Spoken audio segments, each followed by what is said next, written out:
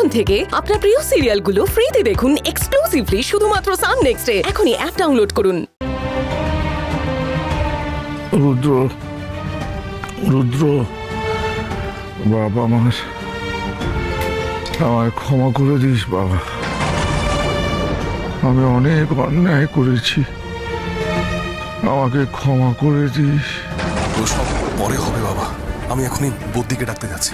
দাঁড়া রুদ্র, দাঁড়া যাস না, আমার কথাগুলো শোন। আমি পাপী, আমি মহাপাপী।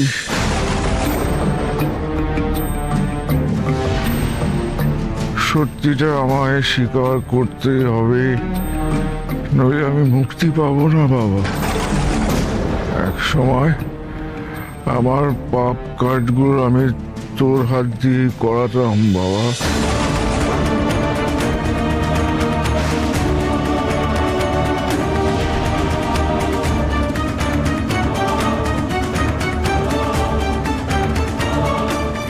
মানে? আমি গ্রামের মানুষদের উপর প্রভাব বিস্তার করার জন্য গ্রামের চারিদিকে জীবাণু ছড়িয়ে দিতাম।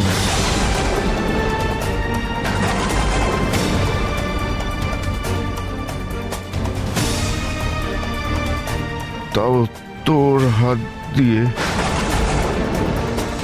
কখনো বলতাম মঙ্গল হবে, কখনো বলতাম ক্ষেতের ফসল বাড়বে।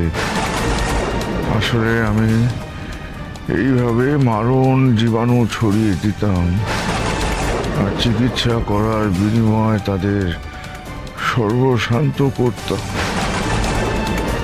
আর এই করতে গিয়ে আমি তোকেও মারতে বসেছিলাম।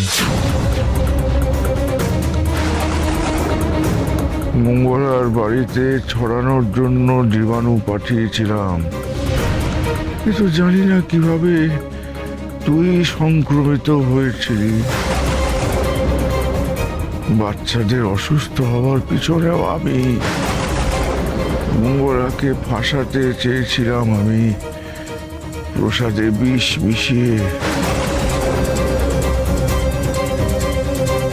ও নির্দোষ ছিল। তুমি মঙ্গলার হয়ে কোনো কথা বলবে না বাবা। কেন ওর হয়ে কথা বলছো? বলছি না বাবার মাথা ঠিক নেই। না, বাবা যথেষ্ট সজ্ঞানে আছে, বাবাকে সব কথাগুলো বলতে দাও। বাবা, তুই মঙ্গলার উপর মিথ্যে রাগ করিস না বাবা। এই যে তুই মঙ্গলার উপর রেগে আছিস এখনো, কেন জানিস? কারণ তুই এখনো বসে আছিস।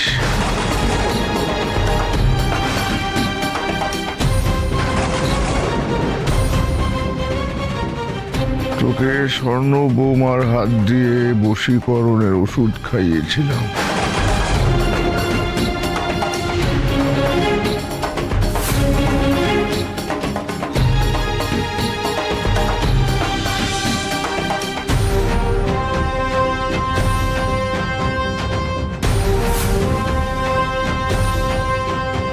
তাই তো মানুষ চিনতে ভুল হচ্ছে রুদ্র। মঙ্গলা খাঁটি সোনা।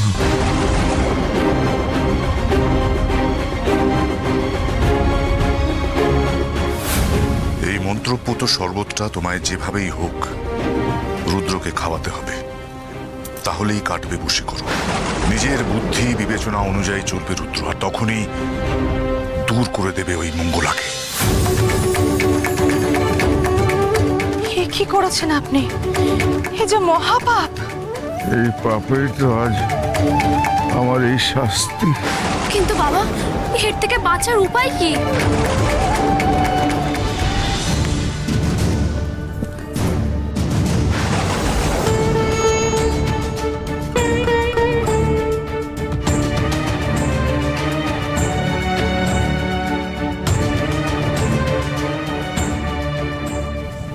মা,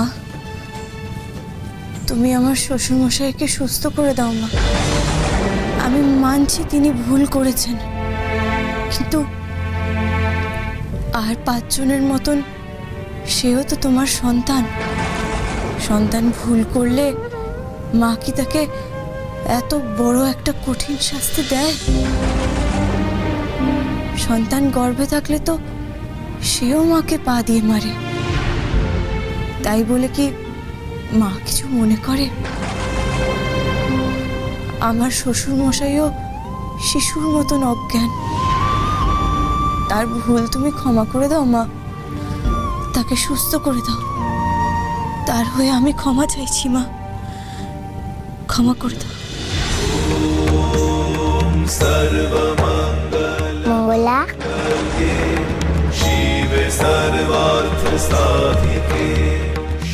মা, ওই মানুষটা প্রথম থেকে তোর সঙ্গে খারাপ ব্যবহার করছে, এমনকি তোকে মারতেও চেয়েছিল। তার জন্য কেন প্রার্থনা করছিস? কেন চাইছিস তার মঙ্গল করি? আমি ওনার মঙ্গল চাইছি কারণ উনি আমার সাথে যাই করে থাকেন না কেন, উনি আমার শ্বশুর মশাই হন। আমার স্বামীর বাবা এই চণ্ডীপুরের মাথার একজন বয়োজ্যেষ্ঠ মানুষ। আমি মানছি উনি শুরু থেকেই আমার বিরুদ্ধে ছিলেন, কিন্তু ওনার দুঃসময় তো আমি চুপচাপ বসে থাকতে পারি না। ওনার হয়ে আমি তোমার কাছে ক্ষমা চাইছি মা, শুধু তুমি ওনাকে সুস্থ করার উপায় বলে দাও মা, আমি ক্ষমা চাইছি তোমার কাছে। উপায় বলতে পারি, কিন্তু সে বড় কঠিন পথ। সেই পথে যেতে পারলে তবেই তুই সুস্থ করতে পারবি। তবে একটা কথা মনে রাখিস, তুই রুদ্রর জীবনও বাঁচিয়েছিলিস, তার বিনিময়ে কি পেয়েছিস? শুধু অপমান আর লাঞ্ছনা।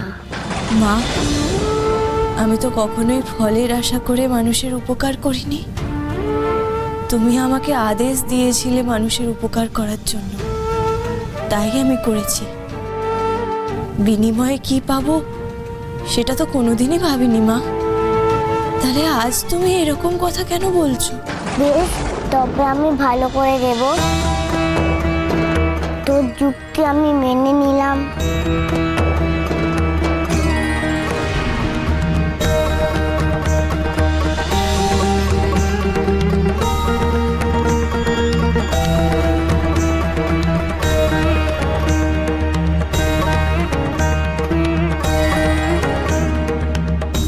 এইটুকু তোকে বলে দিলাম, এই জঙ্গল আছে তোদের গ্রামে উত্তর পূর্ব কোণে, আর ওই কুয়োতে বাস করে এক বিশাল বাঘ। বাঘ? বাঘকে শান্ত করে তার গায়ে লোম নিয়ে আসতে হবে তোকে, আর সেটা আনতে হবে কাল ভোরের আগে। পারবি তো সময়ের সাথে যুদ্ধ করতে? পারবো না, আমাকে পারতেই হবে। তুমি শুধু আমাকে আশীর্বাদ করো যাতে আমি সফল হই।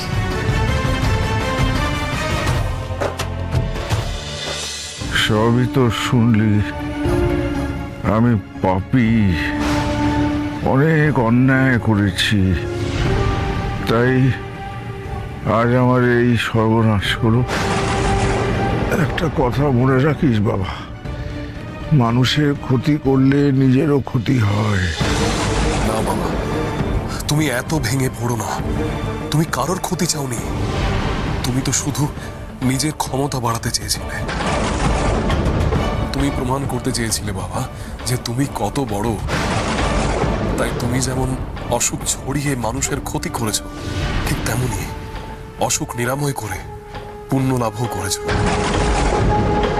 এটা তেমন কোনো বড় অপরাধ নয় বাবা। কিন্তু আমি যে মঙ্গলার সাথে অনেক অন্যায় করেছি, ওই মেয়ে যে সত্যি সুলক্ষণা। ঈশ্বরের আশীর্বাদ ওর মাথার উপর আছে, আর আমি ওকে কষ্ট দিয়েছি বলে ঈশ্বর আজ আমাকে এই শাস্তি দিলেন। আমার এই অন্যায় মেনে নেয়নি, তাই হয়তো আমি সারা জীবনের মতন পঙ্গু হয়ে গেলাম। তুমি এভাবে ভাবছো কেন বাবা? রোগ কি মানুষের হয় না? আমি এই অঞ্চলের সব থেকে বড় কবিরাজকে ডেকে নিয়ে আসবো, তা না হলে তার থেকে বড় কবিরাজকে আমি ডেকে নিয়ে আসবো। তুমি সুস্থ হবেই বাবা। আমি জানি তুই আমার উপযুক্ত সন্তান, আমাকে সুস্থ করার জন্য তুই আপ্রাণ চেষ্টা করবি, কিন্তু তাতে কোনো লাভ হবে না। কোনো বৈদ্য কবিরাজ আমাকে সুস্থ করতে পারবে না রে। আমাকে যে মেরেছে সে স্বয়ং ঈশ্বর। তাহলে কে তোমাকে সুস্থ করবে বাবা? তুমি এভাবে আমাদের চোখের সামনে পড়ে থাকবে আর আমরা হাল ছেড়ে দেব? আপনার কাছে কি সত্যি কোনো উপায় নেই? আপনি তো কত উপায় জানেন, একবার বলুন না, আমরা চেষ্টা করে দেখি। আমাকে যদি কেউ সুস্থ করতে পারে তাহলে সেটা একমাত্র মঙ্গলাই পারবে।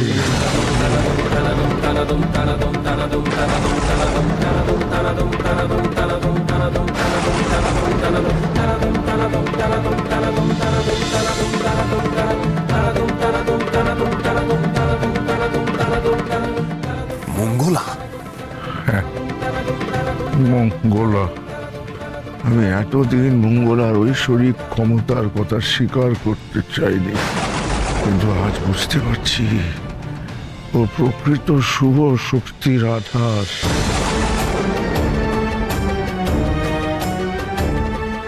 বাবা, বাবা, আমাকে অনুমতি দিন, আমাকে অভিযানে যেতে হবে। আমি দেবী মায়ের আদেশ পেয়েছি আপনার ওষুধ আনার।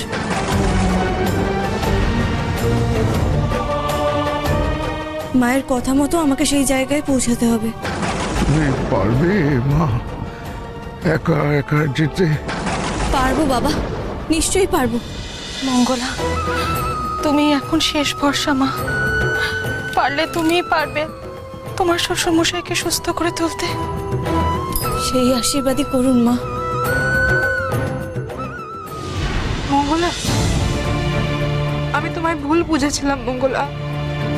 ভুল বুঝে আমি তোমাকে অনেক খারাপ কথা বলেছি। তুমি পারলে আমাকে ক্ষমা করে দিও। ছি ছি ছি, বোন আবার বোনের কাছে ক্ষমা চাইবে কেন? বনে বনে একটু ঝগড়াঝাটি হয়, কিন্তু আবার ভাবও হয়ে যায়। আমিও তোমার সঙ্গে যাই ওষুধ আনতে। না না স্বর্ণলতা, তা হয় না। মায়ের আদেশে আমাকে একাই যেতে হবে, কেউ সঙ্গে গেলে চলবে না। তুমি বরং বাবার সেবা করো, মাকে দেখো, আর স্বামীকেও দেখো। আসলাম বাবা।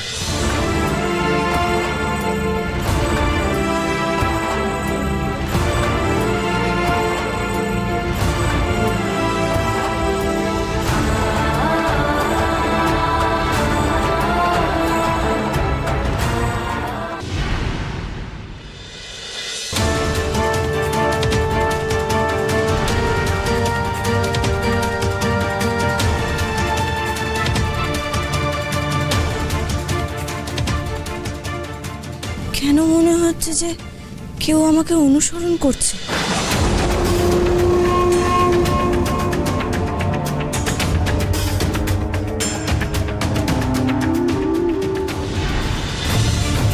কিন্তু আশেপাশে তো কাউকেই দেখতে পাচ্ছি না। না না, এইসব ভেবে এখন কোনো লাভ নেই। যেই কাজে যাচ্ছি সেই কাজে আমাকে মনোসংযোগ করতে হবে। যে করেই হোক শ্বশুর মশাইকে সুস্থ করে তুলতেই হবে।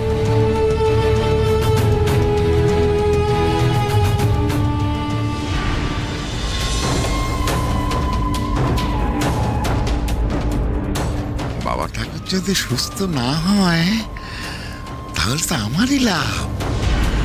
তাহলে তার বন্ধনে আর থাকতে হবে না, বারবার তার আদেশও পালন করতে হবে না। আর মরে গেলে তাহলে তো আমি পুরো মুক্ত। তাই মঙ্গলাকে তো কিছুতেই ওষুধ নিয়ে ফিরতে দেয়া যাবে না, ওকে বাধা দিতেই হবে।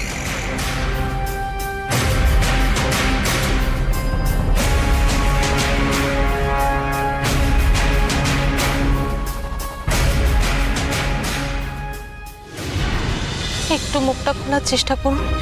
এটা স্বর্ণর বাড়ির কবিরাজের ওষুধ, এটা খেলে আপনি সুস্থ হয়ে উঠবেন, একটু চেষ্টা করুন।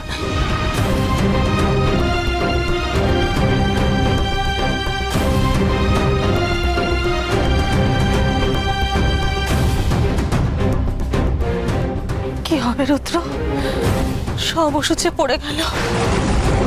বাবাকে তো ওষুধ খাওয়ানোই যাচ্ছে না, বাবা তো ভালো করে হাই করতে পারছে না, বাবা তো গিলতেও পারছে না। কি হবে রুদ্র, বললাম কি হবে? তাই তো ভাবছি, ওষুধটা খাওয়াতে না পারলে বাবা সুস্থ হবে কি করে? হ্যাঁ রে দাদা, আর ওষুধ আছে, একটু চেষ্টা করে দেখ না। হ্যাঁ, তাই দেখছি ওষুধটা স্বর্ণলতার কাছে আছে, আমি নিয়ে আসি। স্বর্ণ, স্বর্ণ!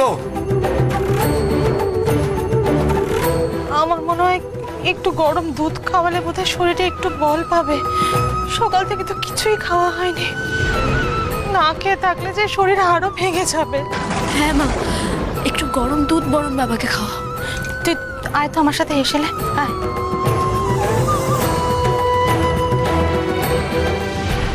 এভাবে ওষুধ খেয়ে আমার কোনো কাজ হবে না, ওরা সেটা বুঝতেই চাইছে না। এদিকে এখনো রুদ্র বশ হয়ে আছে, সবার আগে বশীকরণ কাটাতে হবে। যমন্তক ছাড়া গতি নেই, একমাত্র ওই জানে কি করে রুদ্রকে বশ কাটিয়ে বের করতে হবে। যমন্তক, যমন্তক, সামনে এসো।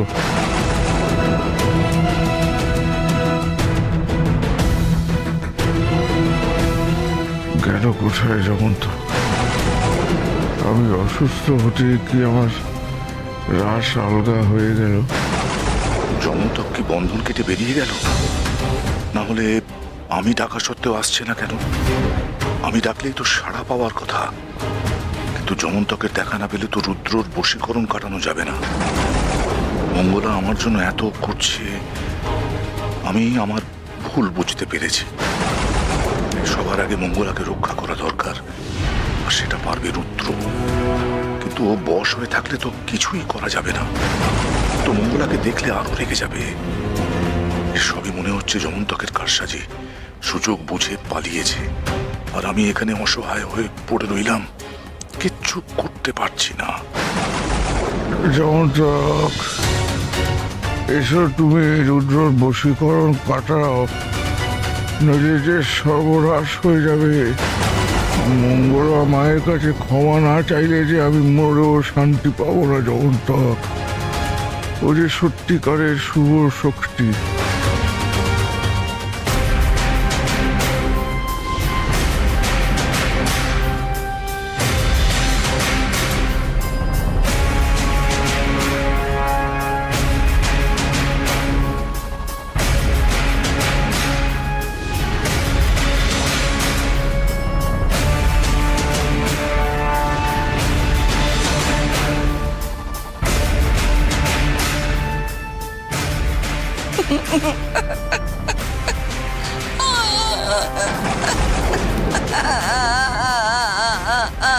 বুড়িমা, তুমি কাঁদছো কেন?